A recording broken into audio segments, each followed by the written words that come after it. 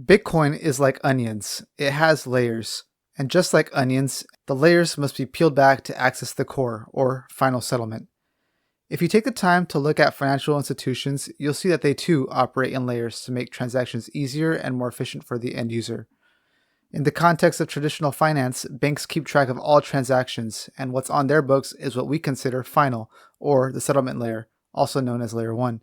But we don't interact directly with this final layer every day. Instead, we use things like credit cards, which act as a layer 2 on top of banks. They make transactions faster, cheaper, and more convenient, but they're not final. Credit card payments can be reversed for a period of time before they're officially settled by the bank. If you're coming from the crypto world, you might already be familiar with the concept of layers. For example, Ethereum, the second most popular blockchain network, has a variety of layer 2 networks built on top of it, intended to speed up transactions and reduce fees. However, just like with credit cards, these transactions aren't final until they're settled on Ethereum's layer 1. But this video isn't about Ethereum or any other altcoin. On this channel, we tune out the noise and focus on the king of money, Bitcoin. Bitcoin, being the biggest, baddest, and most secure computer network in the world, isn't free to use. What people really want in their transactions when they say they want finality is security. The more secure a network is, the more final and resistant to change those transactions become. But as with anything, there's no such thing as a free lunch, and security isn't free. America secures itself with missiles and aircraft carriers, while Bitcoin secures itself with distributed proof-of-work cryptography. Two different mediums for the same outcome, security. In Bitcoin, every time we want to make a transaction, we need to pay a miner to secure it. As a network grows in popularity and becomes more congested, the fees that miners require to secure a transaction can skyrocket. This is purely free market dynamics at work, where supply and demand dictate the price. So, what would you pay for finality on the strongest network in the universe? At today's Bitcoin fee rates, it costs around $2 to settle a transaction on the network.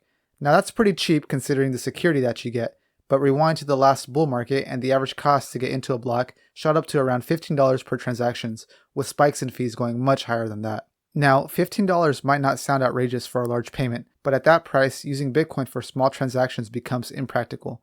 Imagine trying to buy coffee with Bitcoin, where your coffee costs $5 and the transaction fees cost $15. It doesn't make any sense. This is where the Lightning Network comes in. The Lightning Network is a layer 2 solution built on top of Bitcoin to enable faster, cheaper, and more efficient transactions without sacrificing Bitcoin's security. Instead of settling every transaction directly on Bitcoin's base layer, or Bitcoin's layer 1, the Lightning Network allows you to open payment channels that handle multiple transactions off-chain. These channels only settle on the Bitcoin blockchain when needed, dramatically reducing fees and making microtransactions possible. Let's briefly go over how the Lightning Network works so that you can have a strong understanding of its role in the Bitcoin ecosystem. The Lightning Network is a distributed layer 2 network built on top of Bitcoin. Like Bitcoin, it's made up of a network of nodes, but these nodes are connected through payment channels, allowing Bitcoin to be sent between the nodes quickly and efficiently. Let's go over an easy example. Let's suppose Alice wants to send Bob some sats. To do this, Alice opens a payment channel between her node and Bob's node through a funding transaction. Think of this payment channel like a rope with beads on it, where the beads represent Bitcoin. When the channel, or rope, is first opened, all the beads are on Alice's side. As Alice wants to pay Bob, she slides beads along the rope towards Bob. Each bead she moves represents a portion of Bitcoin being sent over the Lightning Network. These beads, or Bitcoin, can move back and forth between Alice and Bob as they transact, without needing to record each transaction on the Bitcoin blockchain. These are what's called off-chain transactions because they are not happening on the base layer. So what if Alice wants to pay someone who isn't directly connected to her node but is connected through Bob? The network can route her payment through multiple nodes. The payment, or the beads, will hop from Alice to Bob and then to the next node until it reaches the recipient. Each node along the route takes a very small fee, usually amounting to a fraction of a cent. This requires that all channels along the route have enough liquidity to support the transaction. When either Alice or Bob decides to close the channel, the final position of the beads is recorded to the Bitcoin blockchain through a settlement transaction, effectively settling to layer 1. Only the final balance of the channel is recorded, minimizing the number of transactions on the main Bitcoin network.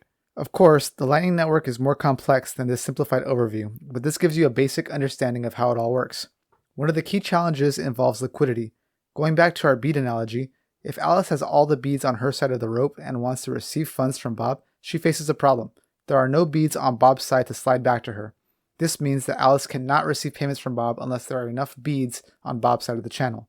Lightning liquidity is a really big topic, and there are a lot of companies popping up looking to address this issue. And with that, you should have a strong understanding of the basics of the Lightning Network. If you enjoyed this content, go ahead and drop a like or subscribe or just share my content with some of your friends. If you hated this, go ahead and grill me in the comments. Lastly, if you want more content like this, head over to my website where I post in-depth blog articles and tutorials on topics like Bitcoin, Lightning, and other freedom tech.